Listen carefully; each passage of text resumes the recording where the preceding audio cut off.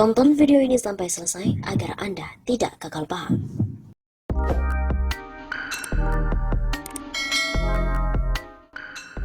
Wah, terungkap. 4 skenario Anies Baswedan melawan Corona ini dijegal oleh pusat. Majalah Tempo edisi terbaru pada 30 Maret 2020 mengungkap di balik layar gagalnya upaya Gubernur DKI Jakarta Anies Baswedan untuk bertindak cepat dan juga radikal dalam menangani penyebaran wabah corona. Sebuah komen dari akun @lisajakati di akun Twitternya pada hari Minggu 29 Maret terkait dengan liputan Tempo itu. Hei buset, DKI sejak 18 Maret 2020 sudah minta ke Kepala Gugus Tugas COVID, Pak Doni ini untuk pengurangan mobilitas semaksimal mungkin. Malah dijawab sama Pak Doni supaya DKI gencarkan edukasi masyarakat buat social distancing. Ini demi apa kita buang waktu 11 hari? Nah, berikut ini dikutip dari majalah Tempo. Pontang-panting mengunci kota. Di hadapan Ketua Gugus Tugas Percepatan Penanganan COVID-19, yang juga merupakan Kepala Badan Nasional Penanggulangan Bencana, Doni Monardo, Anies Baswedan mempresentasikan kajiannya pada hari Rabu 18 Maret yang lalu. Gubernur DKI Jakarta itu memaparkan penanganan wabah corona disease COVID-19 di ibu kota. Selama sekitar 1 jam, Anies yang didampingi oleh Sekretaris Daerah Saifullah dan Kepala Dinas Kesehatan DKI Widya Stuti menjelaskan 4 skenario. Dokumen paparan yang diperoleh oleh Tempo menyebutkan 4 skenario itu terdiri atas fase pertama, yakni limited crowding, fase 2A, limited mobility, fase 2B, kemudian near zero mobility, dan fase 3, zero mobility. Yang terakhir ini bukan lockdown, tapi zero mobility, ujar Doni dalam wawancara khusus dengan Tempo di kantornya pada hari Kamis 26 Maret lalu. Dalam paparan yang berisi 29 slide itu disebutkan bahwa Jakarta perlu menerapkan fase 2B. Pada tahap ini tak ada mobilitas antar negara dan diberlakukan pembatasan ketat perpindahan antar kota. Transportasi publik serta kendaraan pribadi pun juga dibatasi. Restoran dan warung makan hanya dimungkinkan untuk pelayanan pesan antar atau bawa pulang. Hanya toko pangan dan apotek yang beroperasi secara penuh. Sekolah ditutup, pekerja kantoran bekerja dari rumah, dan acara yang mengundang keramaian pun dilarang. Untuk fase selanjutnya lebih ketat. Seluruh kegiatan mobilitas antar negara dan antar kota ditiadakan. Transportasi publik berhenti beroperasi, dan kendaraan pribadi tak diizinkan melintas. Hanya toko pangan dan apotek yang buka untuk pelayanan pesan antar. Di bagian kesimpulan arah kebijakan Jakarta atas pembatasan sosial serta pergerakan secara drastis dan sangat ketat. Seusai pemaparan itu, Doni justru menyarankan Anies menggencarkan edukasi kepada masyarakat tentang pentingnya social distancing atau menjaga jarak. Saya sampaikan Pak Gubernur tolong berfokus meningkatkan pengetahuan masyarakat tentang bahayanya virus ini. Begitu katanya. Menurut Doni, social distancing merupakan langkah terbaik yang bisa dilakukan. Jika skenario lockdown atau karantina wilayah diterapkan, pemerintah meski menanggung bukan cuma keperluan dasar ke seluruh masyarakat, melainkan juga kebutuhan makan hewan peliharaan. Ini sesuai dengan Undang-Undang Nomor 6 Tahun 2018 tentang kekarantinaan kesehatan. Dan kalau ini terjadi, alangkah habis energi kita. Begitu ujarnya. Setelah bertemu dengan Doni, Anies mengatakan kebijakan daerah akan selaras dengan pusat. Kami memastikan langkah-langkah yang dilakukan DKI sejalan dengan strategi yang dipimpin oleh Kepala BNPB, ujar Anies.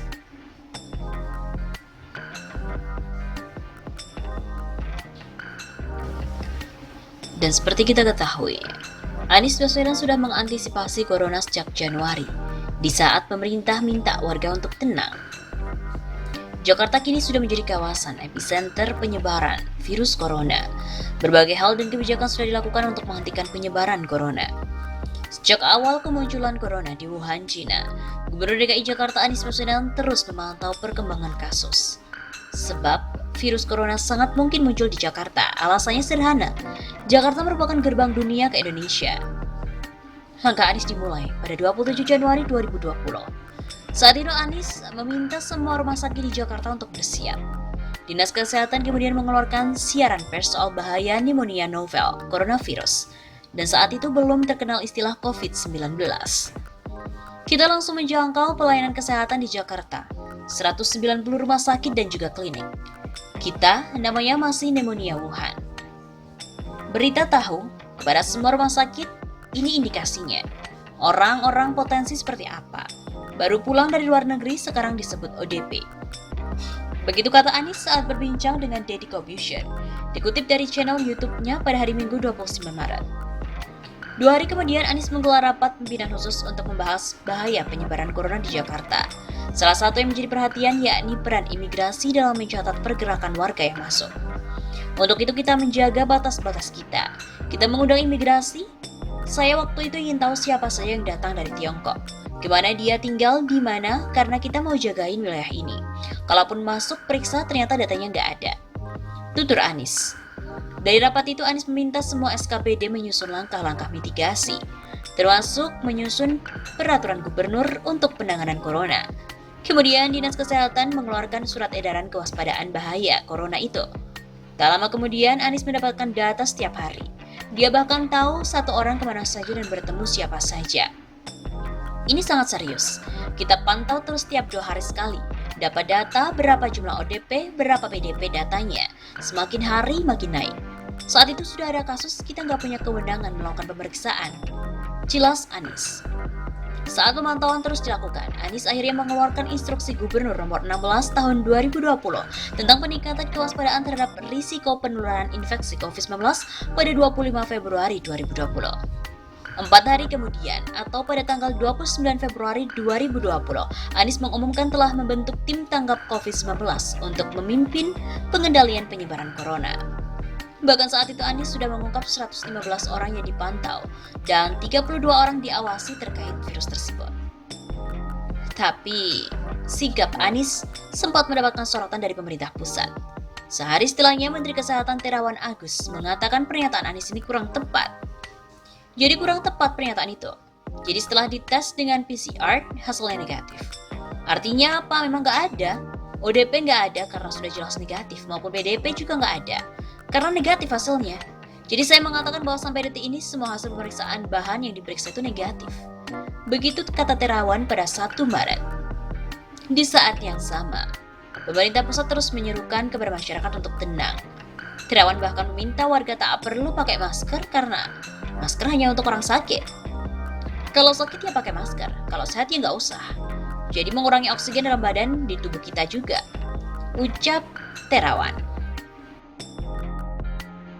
Pernyataan ini disampaikan Terawan di hari yang sama di saat Presiden Jokowi mengumumkan 2 kasus pertama COVID-19 di Indonesia. Dan keduanya merupakan warga Depok di mana mereka beraktivitas di Jakarta. Anies tak ingin menyalahkan siapa-siapa. Ia hanya berpandangan bahwa yang dilakukannya sejak awal semata-mata hanya untuk mengantisipasi penyebaran corona. Ia di awal-awal begitu. Anies nakut-nakutin membuat masyarakat khawatir. Sekarang bagaimana kita nggak khawatir? Ucap Anies.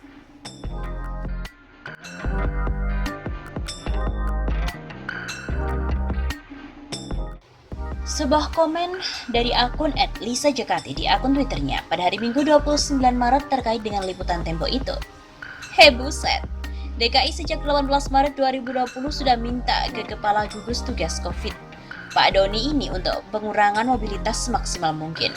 Malah dijawab sama Pak Doni supaya DKI gencarkan edukasi masyarakat buat social distancing.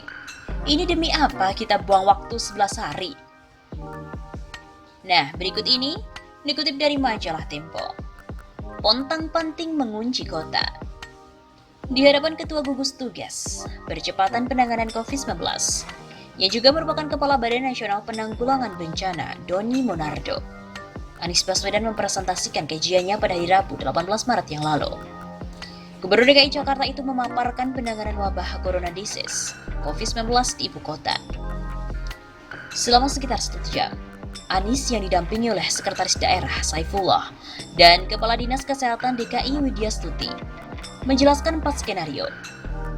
Dokumen paparan yang diperoleh oleh Tempo menyebutkan 4 skenario itu terdiri atas fase pertama, yakni limited crowding, fase 2A, limited mobility, fase 2B, kemudian near zero mobility dan fase 3, zero mobility. Yang terakhir ini bukan lockdown, tapi zero mobility.